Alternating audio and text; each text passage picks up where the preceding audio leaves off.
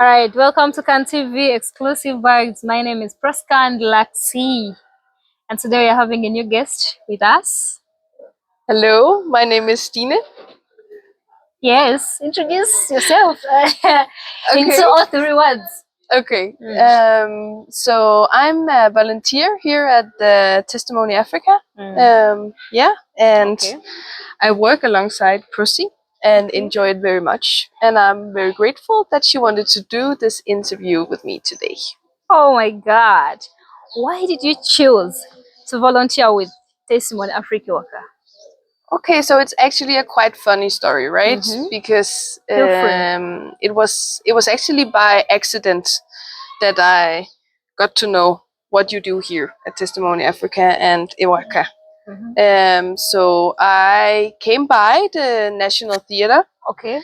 and it was the exact same day that you did your big, beautiful performance. Thank you. And then I got to meet George and I got to meet Cliff, and we introduced, and I was just completely mesmerized with the whole project. Okay. And then George, he asked me to come and visit, Mm. and first, like, so I could see if I could join in with my skills. And that was how I met you guys.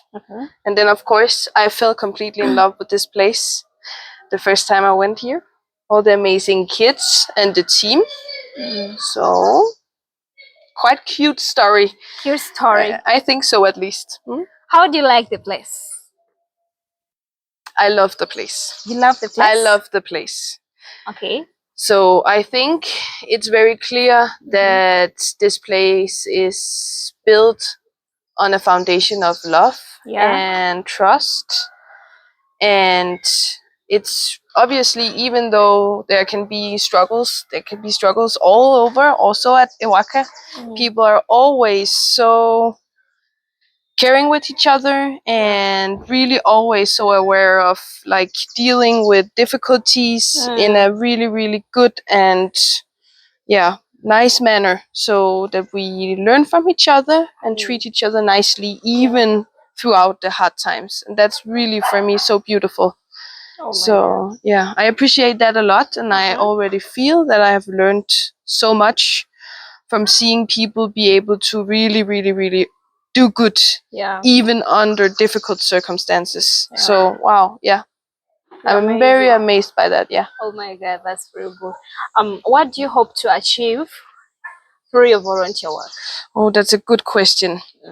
So first of all, I hoped that I would have the possibility of being able to contribute to a community, a strong and beautiful community. And I really feel that I already now have achieved that. So that was, I think, the main thing that I really wanted to gain from my experience. It was being able to contribute just somehow. And I think what I didn't actually know was really important to me was the fact that I especially got to co-create and co-facilitate with Cliff. So as, like, that merge between, like, the Danish and the Ugandan perspectives, like in a workshop and peace building setting. For me, that's really beautiful and something that I just want to pursue even further. Maybe also when I go back at some point. I think that the intercultural aspect of doing facilitation with kids and adults is really important. And yeah, I think I've never, like, been doing such an impactful teaching before. So I think, like, that it's good to think about, like, being intercultural in the teams when you teach. So you have a lot achieved. Oh, I have lot. achieved a lot, a lot, a lot. And also stuff that I had no idea that I would achieve beforehand. Like, I think sometimes you're not able to actually know what you will learn, but you will have to do it and just, like, jump out into it and just, like, push yourself out over the edge, because you will meet people that will inspire you, and you will be overwhelmed at times, but you will mainly really feel grateful. And especially here, I think it's also something really truly special about Uganda and of course also Iwaka, but that hospitality and that like you guys always view foreigners and people who come here as newcomers to the center as somebody you can learn something from. Exactly. And I don't think that's how everybody view everybody. I think that's really like specific for you guys, and I think that's that's amazing. Indeed, you have a good story to tell. I think so. I think so. All right, Stine, how did you learn from this organization, Taste for Africa Waka? So I think I have learned that NGO work can both be done with like a lot of passion, but also a lot of hard work and a lot of flexibility. You will see like a lot of adjustment. It can be when it comes to other donors, or it can be when like difficulties arrive and maybe something happens. It can be at the kids' schools, or it can be different things that can come up. But you really just have to be able to adapt and adjust, and still follow that big heart that drives the stuff in the first place, right? Yeah.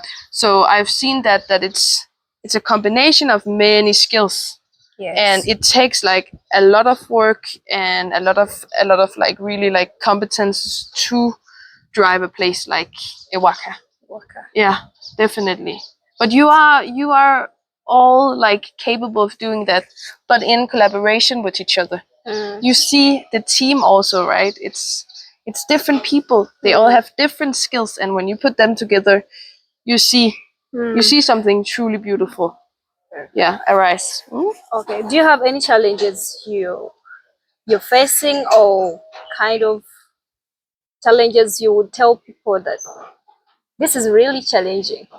Is it there? I think when it comes to the merge between my Danish background and the Ugandan culture, the first thing that comes to mind is definitely time management stuff, right? Oh, yeah. So I come from a very strict like time schedule, like way of doing things. So I'm really used to when we say we meet at this time, we meet at this time. Yes. And if I'm delayed, I will first of all let somebody know, but I will also need to have a really, really good excuse to be sure that they will accept my apology, right? Yeah. So I think that has taken some adjustment from my side, but at the same time, for example, yesterday, right? This is just an amazing example that also underlines how important it is not always to be very strict with time. Yeah. Because yesterday I went to visit some of my friends, and I just passed by where they stay, and we just started to hear these guys playing the drums and dancing. And we just walked down to them, and they ended up doing this amazing performance, like and it was just beautiful. It was just completely random. We hadn't planned it out, and we got to meet a lot of these people that live in this community, and it wasn't planned out. It was just happening. And I think that's also really beautiful, right? Yeah. That you're able to also just go out into the world, and like every day some kind of beautiful adventure will arise here in Uganda. Indeed. And that's not how it is in Denmark, though. So it comes also with really good sides. That the time management is different, right? All right. Do you have any solutions for the challenges you mentioned out? Would you want to help out? I think it's if it comes to the time management stuff, right? Yeah. I think especially because I've been really working a lot with Cliff, right? So I had that conversation with him quite early, and I was like, ooh, okay, it can be difficult for me sometimes that I'm not quite sure when we are meeting up. And I think me being honest with him about that really helped him to understand like that it was kind of a big deal for me. Yeah. And then he was really like, okay, I can hear that this is actually affecting you. Of course, I want to adjust. And now he's just really open. He's like, okay, on my side of things, I'm a bit confused today. I don't know exactly how the time schedule will be, but I just want you to know that I will do whatever I can to follow up and be there on time, right? And that also just makes me much more flexible about it because I know he's actually trying. So I think when it comes to cultural differences in general, I think a really important approach is to try to be honest about it, talk in a nice tone with the person you are like talking to it about, because it can be vulnerable, right? It can be sensitive. Exactly.